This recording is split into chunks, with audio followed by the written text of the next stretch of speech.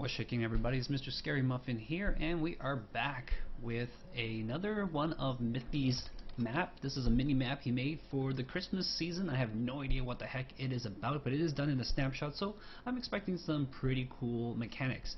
Once again, Mithy has his Patreon. I'm pretty sure he's got a link somewhere over here. But yeah, do check him out.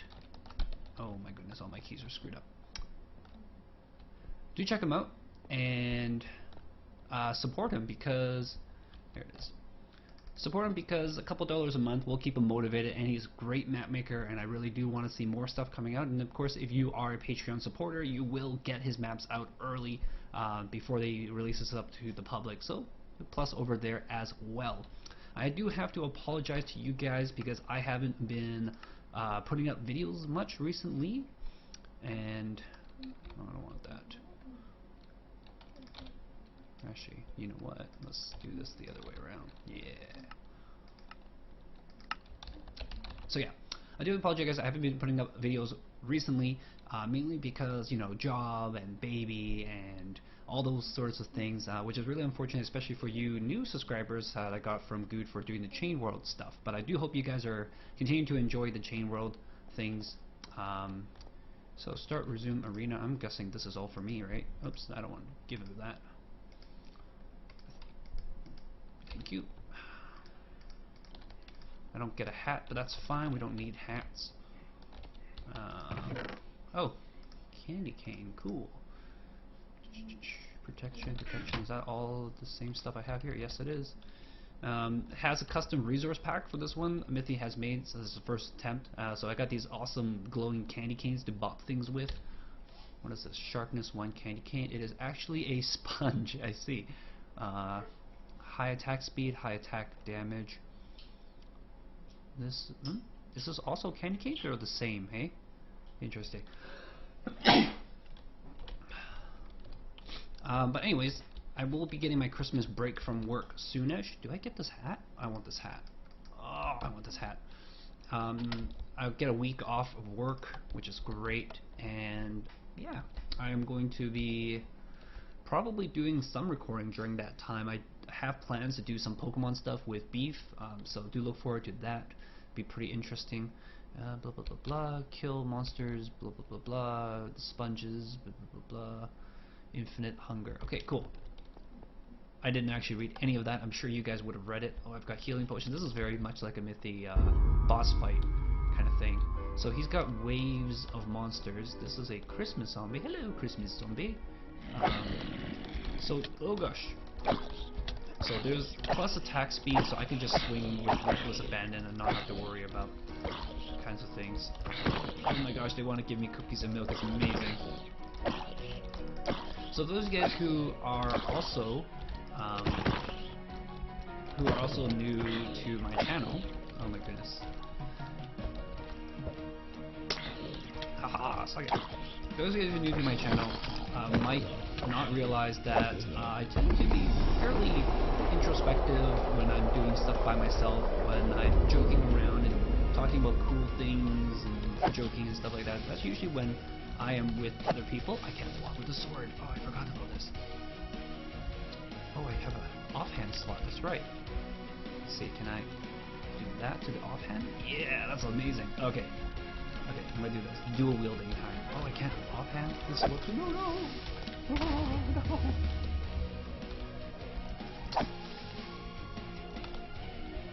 I just wanna put this over there. Oh gosh! Whoops. Okay, we're gonna do it better this time around because I got a better idea of what I want to do. Oh, I can't swing the sword that way. Hey. Can I? Ah, okay. Interesting. Alright, we're gonna try this again. I think there's like 20 waves or something Mithy has mentioned. But yeah, so what I'm gonna try to do is try to get some more recording with other people. I do have some backlog videos of us playing, Muffins and I, and Muffin, all of us playing the Terra Restore 2. I still haven't put up the episode 2 stuff yet, so okay. We're fine. Oh, okay, we're not fine. So we can't take a point blank blast from these guys. I was just trying to get them to blow themselves up. Alright. I promise not to suck. So I got backlog stuff available. I also do kind of want to do some more streaming, so if you guys haven't already, do follow me on the Twitters. And I'm gonna try to do some streaming, probably late night stuff when I'm staying up to take care of the kid. And I've got a couple games lined up for that specific purpose, like the things that I can basically play with one hand, such as I got Banner Saga, which is a tactical game. I got some point-and-click adventure games from the Blackwell Legacy that I've heard was really good. They came highly recommended, so I am looking forward to that.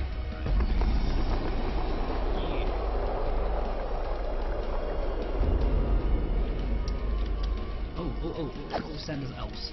Little elves. Little elves. Oh, little witches up there watching us. That's cool. Oh, gosh. I almost want to just throw the potions at them. But I think... Nope. Oh, I got trapped. I like this multi-hitting thing. It's amazing. I almost wish I could find a way to kite them together so I can get them all hit with one swing. But this is reminds me a lot of what Disco used to do with like the cake defense stuff. It's pretty fun. Arena-based games. It's simple to make, at least planning-wise. You don't have to worry about aesthetics. You just make one level, and it's all good. Dude, hey, get in line, sir.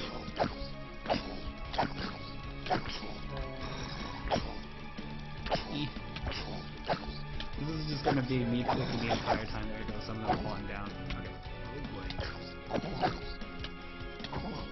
Oh gosh. I mean, Mythic usually makes these, he intends for you to be constantly clicking them and constantly doing crits, is what he mentioned. Oh gosh, I don't have a sword.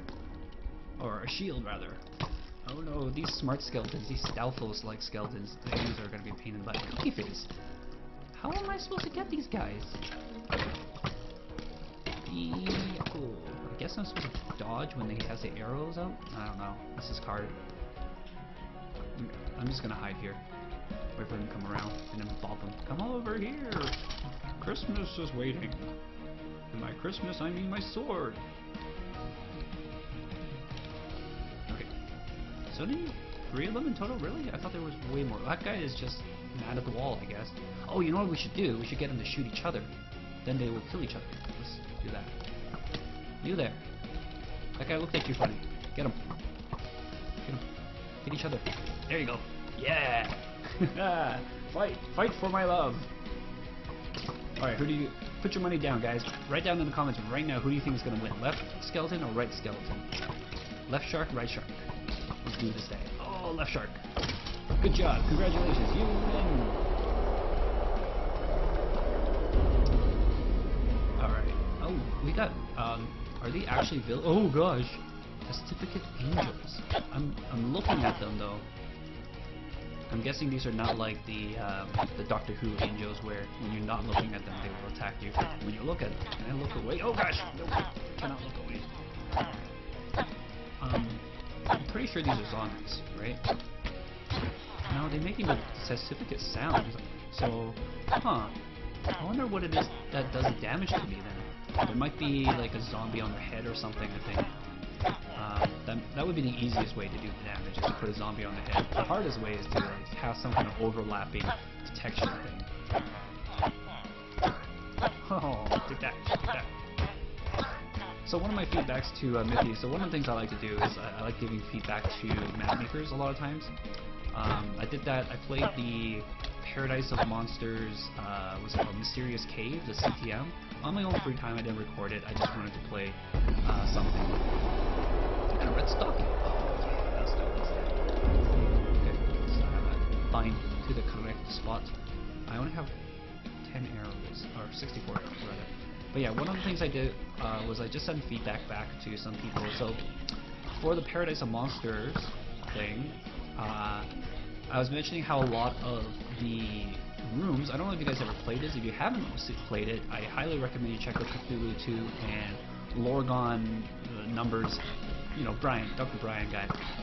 They played that together, and that's how I knew about it, is I watched them play it. And one of the things I did notice when I was playing through it was that a lot of the levels had what I call room puzzles, where you know, there's spawners and there's monsters and stuff like that, but you're meant to deal with them in a particular way, or there's like an optimal strategy for how you're supposed to take care of those things. Do I just have infinite arrows? I do. I don't know why I gave me a stack. So I can just keep doing this, and it looks like it's unbreaking as well. That's great. But yeah, he basically had, for example, you have a room that has like a wither skeleton spawner in the middle, and on the four corners there are cave spider spawners, something like that, right? And he'll have these rooms set up, and he would just copy and paste these rooms over and over again, and you know, that's a level. And there's a couple places that were very obviously like that, especially any of the underground catacomby areas were totally like that. And the feedback I gave to him was to do kind of what I call the 4-coma approach of design. And what that entails is that this is something that was done in Super Mario 3D Land. And there's like this, somebody did a game design biopsis, like the section of the game. And basically, you start with an introduction. You have a very safe thing that you introduce your new mechanic. So one of the things that he had was invulnerable skeletons in one of his dungeon areas. So a easy way to show that a skeleton was invulnerable was to put it inside this like pillbox thing so the skeleton can't move, and then put like iron fencing around one of the sides so that you can walk up to the skeleton and read the name. The name of the skeleton was invulnerable skeleton, so then you can tell that, okay, he's invulnerable, I can't kill him, right? And depending on how you do it, along the way, you're definitely going to get shot by the skeleton at least once, and that's fine. And one of the things that it does then is that it shows you that the skeleton has a punch bow, and so then there you go. You learn two things about the skeleton. You learn that it has a punch bow, and you learn that it is invulnerable. And it's done in a safe way. You can just analyze it, take your time, and you know, put it somewhere where the player can't avoid it. So then that way they learn about it, and they can just ignore it. They don't even have to deal with it in that instance. The second part is when you actually have to deal with it to see like if you know what to do. So you put the invulnerable skeleton, and I recommended maybe putting like cave spider spawners in the air so that you have to pillar up to deal with it. But because the skeleton's there, he's shooting you off any pillars you make, so you have to deal with the skeleton. And the way that I dealt with it in the actual dungeon was I just blocked off the skeleton. I just sealed up so that he can't shoot me anymore. I just left him there. And so that would be one of the possible solutions that you have to deal with the skeleton. So first you get introduction, and then secondly you have the initial test. The introduction is super safe, you can't die. The test, you know, there is a chance for dying, but generally it's fairly simple. Just trying to figure out how to solve this quote-unquote problem. The third part of the 4-coma design process is the twist. So you take the current formula and you twist it. So in the case of this invulnerable skeleton, you could potentially let it roam.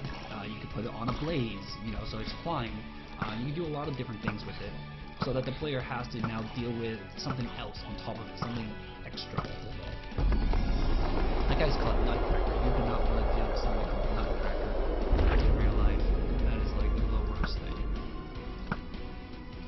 Okay, so I think with this bow, this becomes really ridiculous. I think in 1.9, definitely bow game is going to be strong.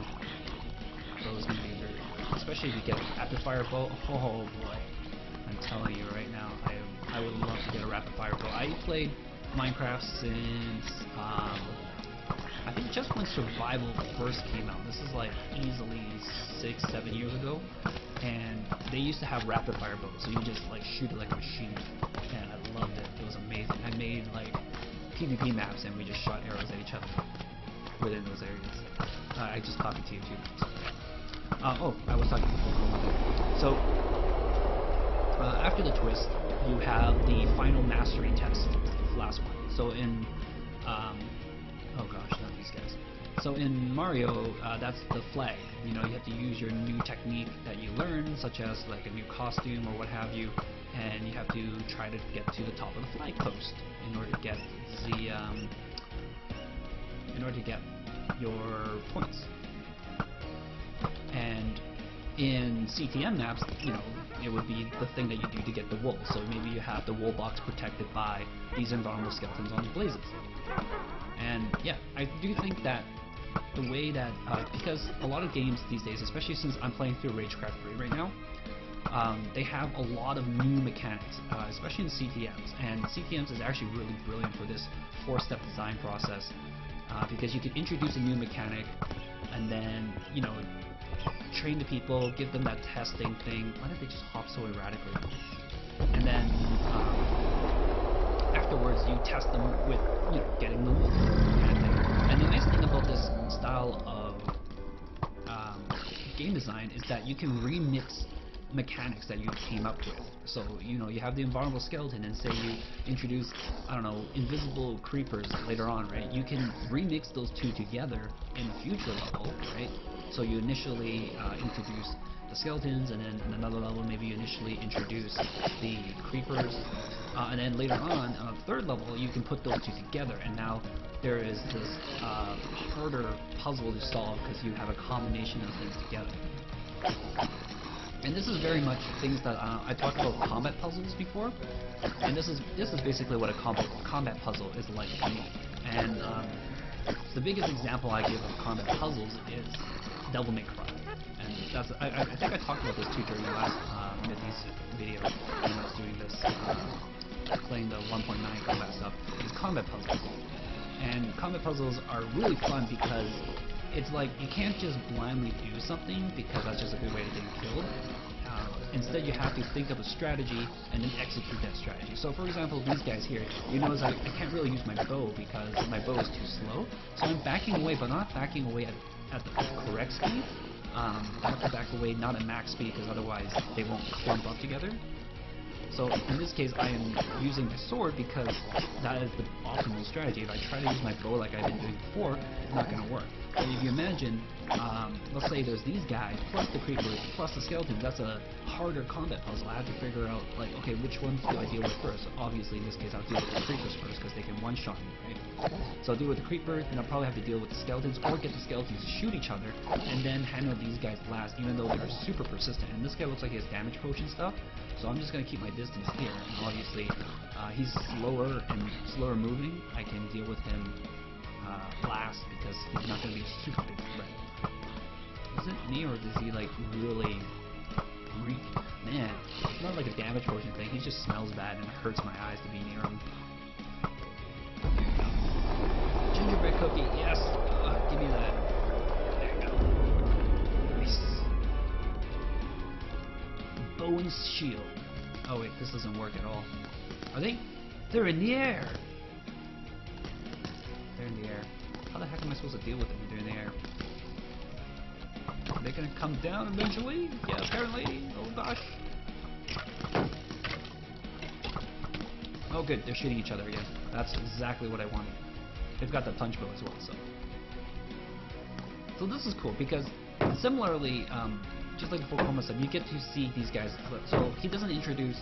So the nice thing that Nifty is doing is that he's not introducing these guys plus something else at the same time. He's introducing these just by themselves initially, which is the right thing to do because now I can see exactly what they're doing. I know they have punch, I know they fly down from the sky, so I understand these things about them. And then later on he can remix them, and this is actually just perfect for these kinds of games. I need them to shoot each other. Get him. Line him up. There you go. Get him. He shot you. Dude, he shot you, it wasn't me. That's generally the way I think 1.9 skeletons will have to be dealt with, is to line them up like so, and then get them to aggro on each other. There you go. This is a battle, oh gosh. Oh. What have we done? Brother against brother. Skeleton versus skeleton. What do you got here? Lazes? Are they one shot? Seems like they are a one-shot, except that guy there is dodging like a boss. Regen too strong. Lisa Dosa, you two have a break. You deserve it. Take 5.